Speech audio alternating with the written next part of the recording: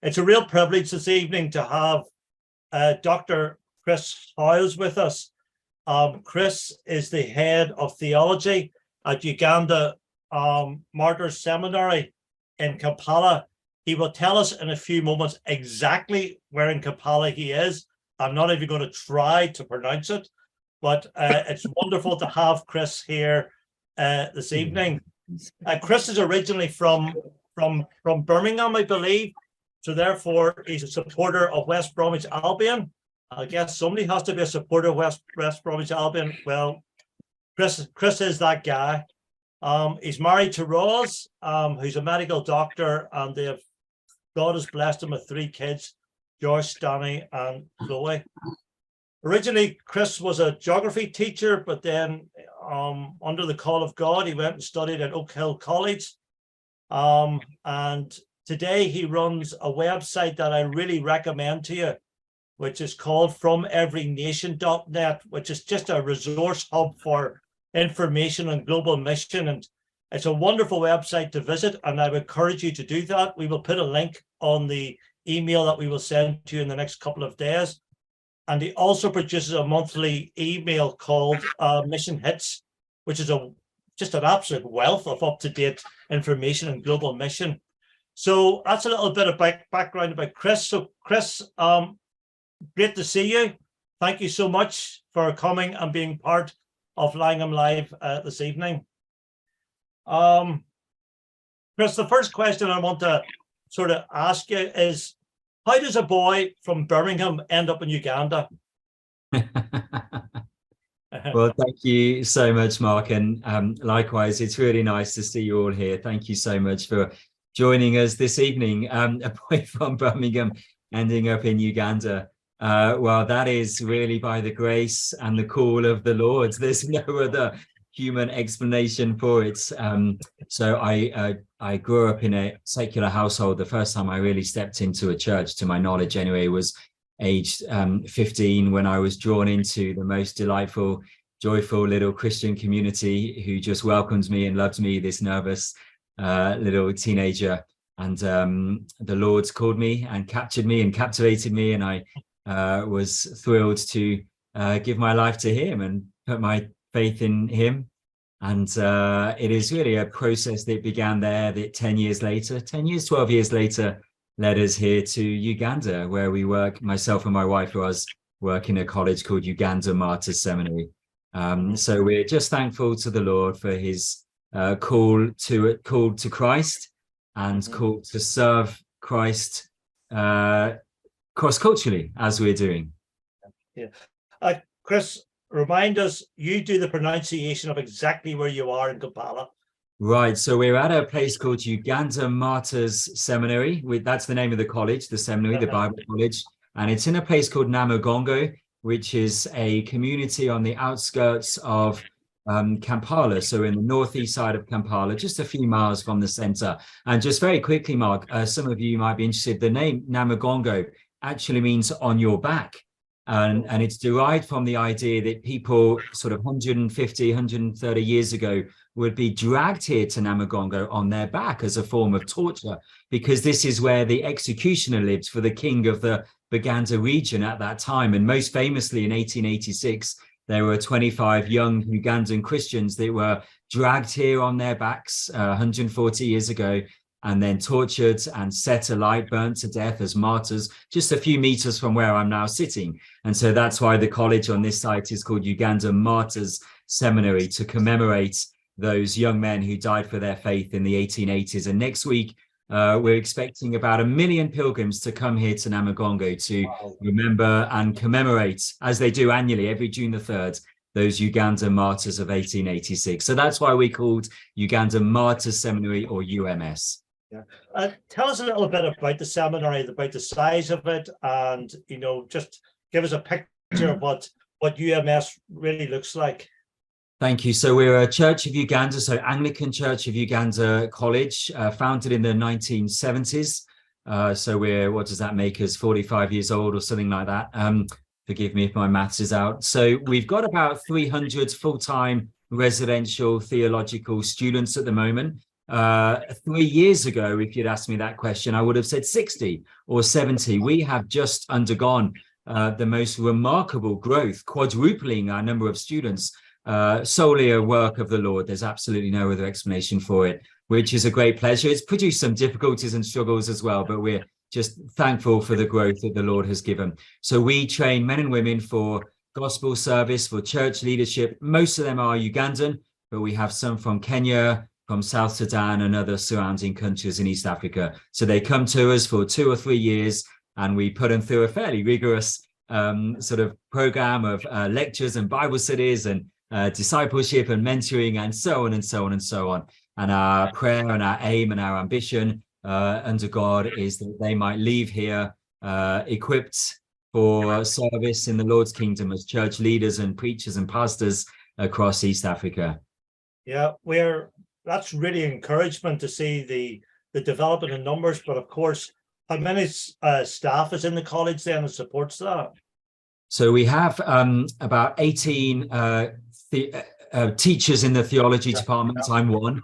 I'm the only non-Ugandan, so the rest are Ugandan, and I work under the Ugandan principal and deputy principal, and we have a load of Ugandan staff. Not all are full-time. A lot of them work in parishes and church ministries across Kampala, and then come in for 1 or 2 days a week to meet with students and deliver courses and course units, which has disadvantages, but actually there's real advantages to that, because these are people who are actively engaged in church ministry, who are then teaching and training future church ministers. And so we're not, or we'd like not to be, we think we're not sort of separated off as a seminary in our ivory tower over here, but actually we are engaged in real Ugandan ministry as we then help to train future ministers. That's our aim anyway. Yeah, that's so much needed. I see that you have the title, the very grand title of Head of Theology. What exactly does that involve? It involves vast amount of money and fame and status. No, not at all. That was absolutely sarcastic. The title is far more grand than the reality. So head of theology just means that I was invited by the principal about 6 years ago, maybe, to lead the theology department. All that means is simply it's just a lot of administration. I've spent a good chunk of today putting together a immensely complicated timetable, but it just means that under the principal I'm able to coordinate a lot of the training, help the staff to settle in and get equipped with the kind of resources they need, help the librarian, help the students, just various different ministries like that. But I also teach. I spend a lot of time in the classroom teaching courses like youth and children's ministry, some New Testament courses, a bit of systematic theology, a couple of things like that. Yeah, a jack of all trades. And continue that. Yeah, master. I assure you. You talked about assisting the librarians there, and of course, for any college to be effective, it's absolutely necessary to have a library for both the tutors as they prepare courses and also for the students as they research. So tell us about the library in UMS. Yeah, of course. So we have a really good library in all sorts of ways. It's only large. We've got about 10 to 11,000 volumes, some of which are very old, have been donated in the 70s and 80s from the West and just aren't that relevant. But we're really working hard, and we'll talk about our partnership with Langham in a minute, to make sure that library is not only contemporary, so with recent volumes, but is also culturally appropriate. So is stocked as much as possible with volumes and writings and texts by authors that are familiar with and from the context here, the African context, and indeed the Ugandan context. So it's a large library. Some of our students love using it and are in there as much as often.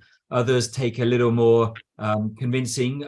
I try and say to our students that the library is the beating heart of the college, and in the same way that our body would not function without our heart pumping out the blood and around the body, our library is the beating heart of the college. That is this super sort of depository of resources and information and knowledge from across the continent, from across the world, going back through the generations, back to the early church, and that we can benefit and enjoy that. So the students most really enjoy it and benefit from using it.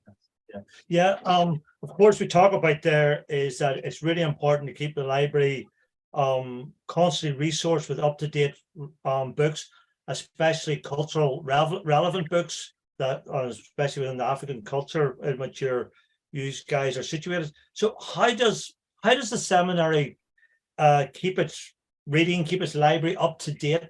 What's the process in that? Yeah, it's so I will come on to Langham in a moment, but generally speaking, it's a real struggle. Books in Uganda are very, very few and far between to purchase, even here in Kampala, the capital city, and are very expensive as well.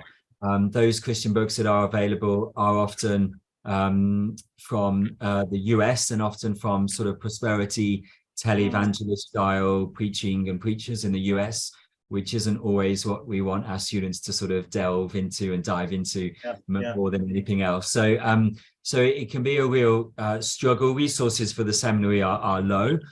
We don't have vast budgets in the slightest to spend on books. And so it can be a real struggle. But we are thrilled to be in partnership with a couple of organizations that help us, but primary amongst those without a doubt. And I'm not just saying because I'm here with you all, I promise, is the wonderful Langham. And we can talk about that, but you guys produce, you guys are a huge blessing to us in enabling us to keep our library. As I say, two things. Firstly, sort of chronologically relevant, so up to date in terms of recent texts and materials, but secondly, culturally relevant in terms of African authors and texts from and for this particular setting. Yeah. So we're starting to talk about the Langham grant scheme that which the college is part of. How long has the college been part of the Langham library grant scheme? I think I would have to check. It wouldn't surprise me if it's about 8 or 9 years now, but forgive me if I'm 1 or 2 years out there. I think that's about right. Yeah, we were talking just before everybody came onto the call, and you were trying to work out how to hear about it, how you came to hear about it, but you were just not clear. Obviously, we think that you've made an application at some stage and have come onto the scheme for that. For those of us who might be totally familiar regarding how the library grant scheme actually operates, tell us how it actually works. Tell us the sort of dynamics. For example, are you just sent a number of books that these are your books, you're going to have them, and whether you want them or not? Tell us how that whole system works. Sure. So once a year, I go to, or when I go to the post office in central Kampala, amidst these lovely packages that people send us full of chocolate and Haribo and what have you, there's something even better in the post box, which is the Langham catalogue. It's not quite as sort of tasty, but it's more useful. So we receive once a year this beautiful catalogue produced by Langham with hundreds, thousands. I mean, it's unbelievable the amount of books in there. And we are then offered two things. Firstly, we're offered a grant.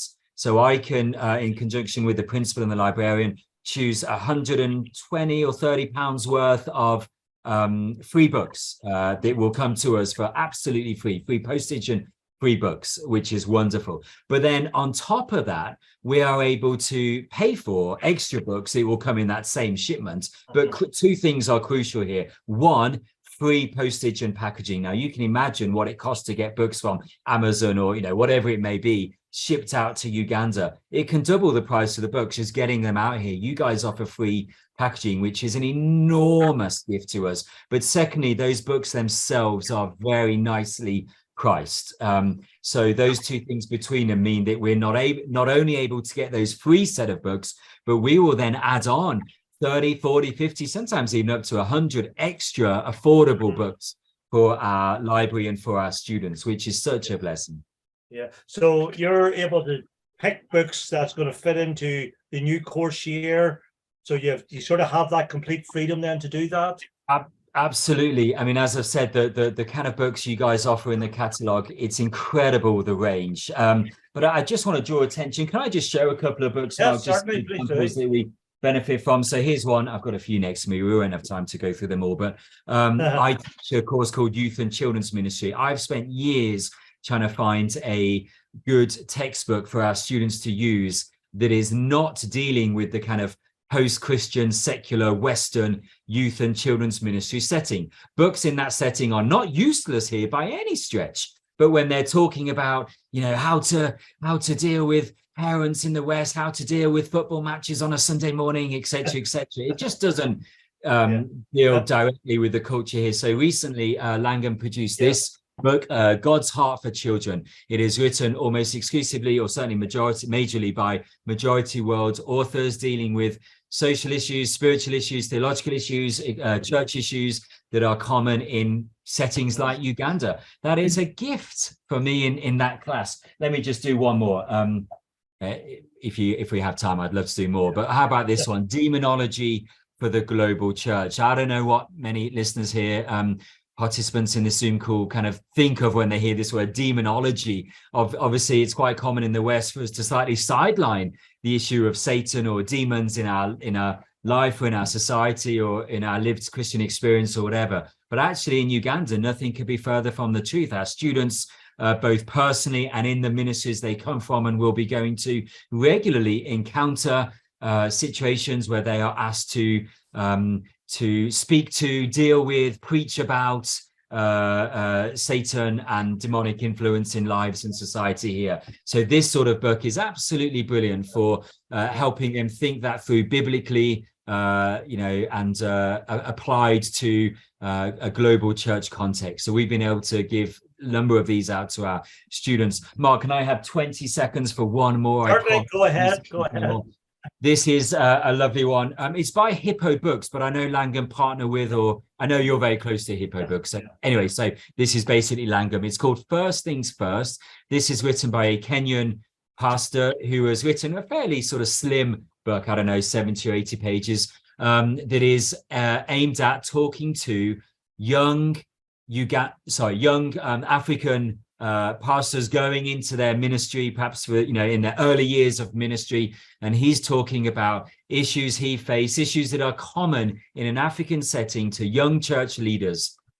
This would, you could write this in the UK dealing with UK issues, and there would be usefulness to my students here. That UK book would not be useless, far from it. But actually to have an East African talk about East African ministry just speaks to my students, our students here, in a way that grabs them, that grips them, that sort of glorifies God in their hearts and lives more than I think a UK book or an American book would. So these are the kind of books that we buy. I'm not going to talk about all these: African Christian ethics, African Christian theology, and so on, and so on, and so on.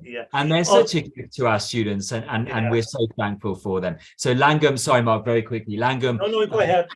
Langham do this amazing job of supporting these authors to write, of helping them, giving them advice, and helping them to publish and write, and then distributing these books to colleges like ours and many others across Africa and across the world at affordable prices, as I've been saying, so that we can distribute these to our students, who then read them whilst they're here, who take them back with them to their ministries. And I have so many alumni, Mark, former students of the college, now out in ministry, who say to me, there's one thing, well, many things they're very grateful to UMS for, but one thing is that they were able to be here and get some affordable, brilliant, appropriate, applicable, relevant, theological, biblical books that they then take with them into their ministries. Friends, no one pays me to be here. I am not earning a penny by sitting here singing the praises of Langham. I absolutely promise you that this is from the bottom of my heart,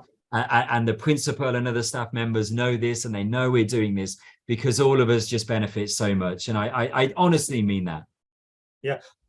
Chris, it's a real encouragement to our heart whenever I see Langham resources in the hands of people like yourself, and in the hands of those in Africa and the culture, those cultural books. It's just a real encouragement to our hearts. The other thing I was sort of thinking there is our supporter development manager is on the call, and he'll be hiring you to be a seller for us. You're doing a better job than what I can. But thank you for that encouragement. It's a real encouragement to see how the Lord is using that the library grant and seeing it firsthand, if you like, right on the ground with yourself in Uganda. So just as we sort of start to wrap this conversation up, so you've sort of intimated there the benefits that the Langham Library Grant is to you in the college. How do you see that being played out as the people go out into ministry? How does that work out as they engage in ministry then?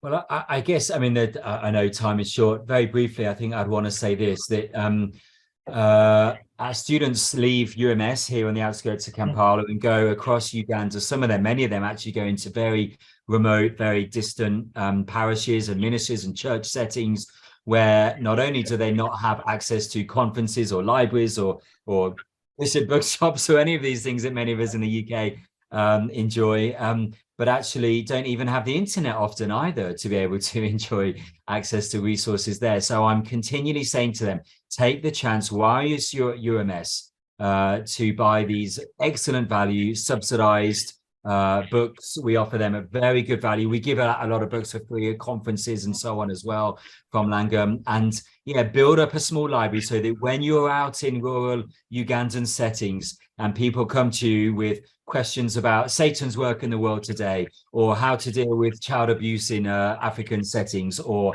what else did I show you? These different things, looking at, issues of what does it mean to express the doctrine of Trinity in a way that African Christians will resonate with African Christians in a biblical way.